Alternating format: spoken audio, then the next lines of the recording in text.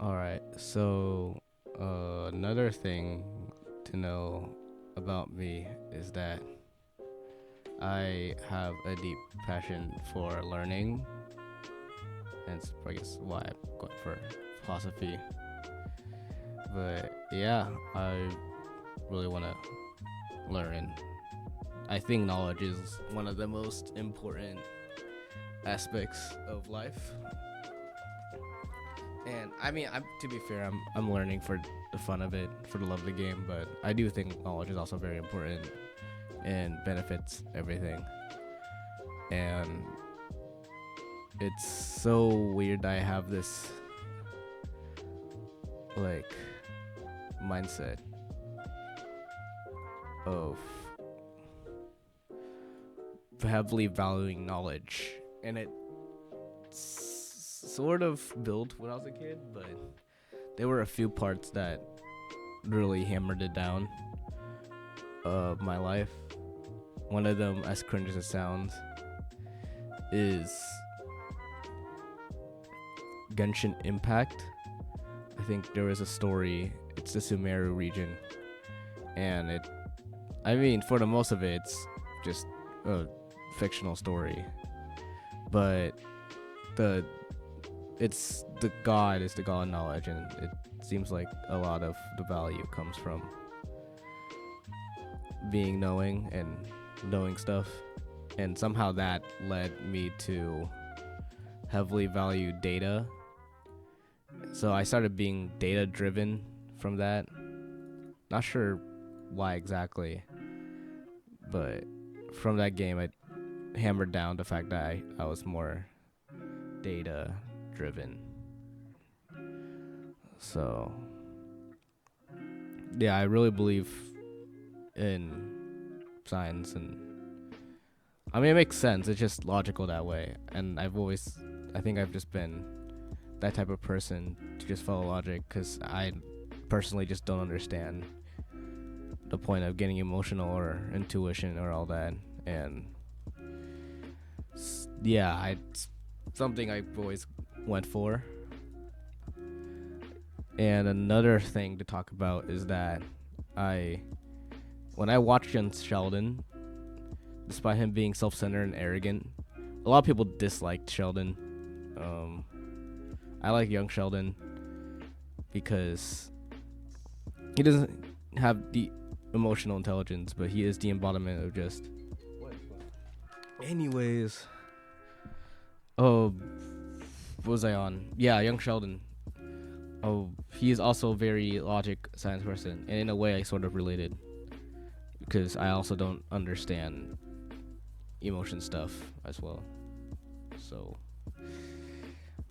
yeah, I mean that's why I love philosophy. That's why I love logic. I took a logic class in community college for a quantitative approaches requirement for an AA, but that honestly, I thought it was gonna be like a free class, but just something to avoid math because I was waiting to get to uni to take calculus 2 because there's a whole thing where I like got a bad grade in calculus 1, and the uni I was going to would accept it, but the community college didn't.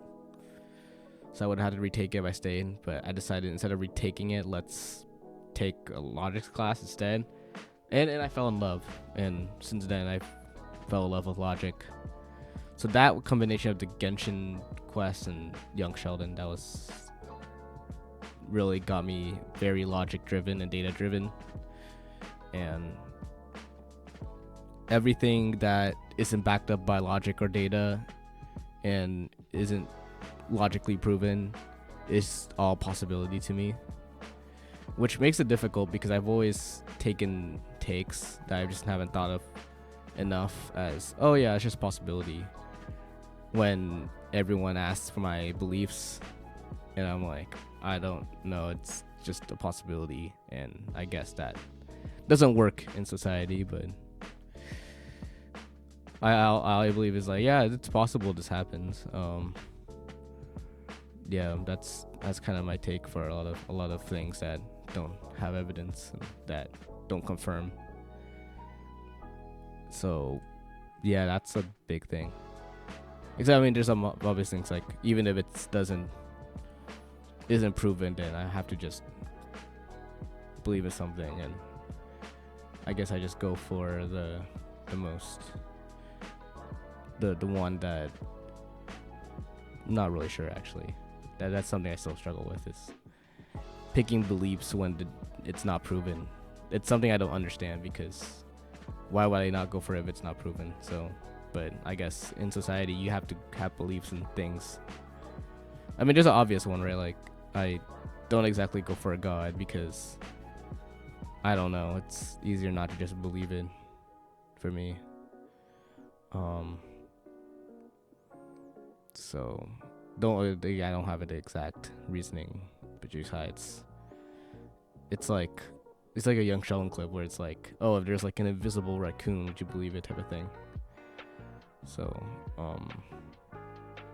personally, I've been like very big into science, and yeah, I don't know exactly about that, but yeah, I'm very logic data driven, and everything amounts to possibility. This is also something that's hammered down in me too. After I talked to a friend, and he has this whole system of debating from this anime. I forgot what the anime was called. Okay, anyways, I forgot what it was called. So basically this is anime, and his whole thing is that, okay, it's for him, he calls it, I forgot what anime is called. If you remember, just let me know. But for him, every debate is on red card, blue card, or something.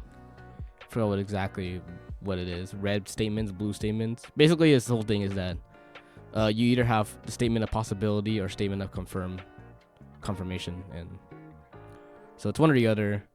For the most part, yeah. Forgot how he thought of it exactly, but yeah, basically it's just like direct. Just you have statements of possibility and statements of confirmation. For the most things in life, most statements are just on possibility, unless you have like a really good proof. If it's a theory, it's only a possibility until it's proven. So yeah, that's kind of what I believe here. So. But yeah, I really believe in knowledge, and I'm very knowledge-driven, data-driven, logic-driven. Not sure exactly what to call it, but that's kind of how I am. Not really someone of the other side, and despite maybe even showing emotion or whatnot, in my mind and deep down, I know it's wrong and whatever. So, yeah, it's not me if I somehow try to prove a point through emotion. I think it's stupid. Yeah. That's sort of about it. I'm trying to think what else I could talk about here. Yeah. Basically, my whole mind is that you have a statement of probability or statement of confirmation. Very knowledge-driven, data-driven, logic-driven, over emotion at all times, and that's kind of about it. Yeah, I value that over anything. So that's why I feel like I could easily see through if a talk is based out of emotional reaction or an actual logical one. So yeah. Anyways, that's about it. See ya.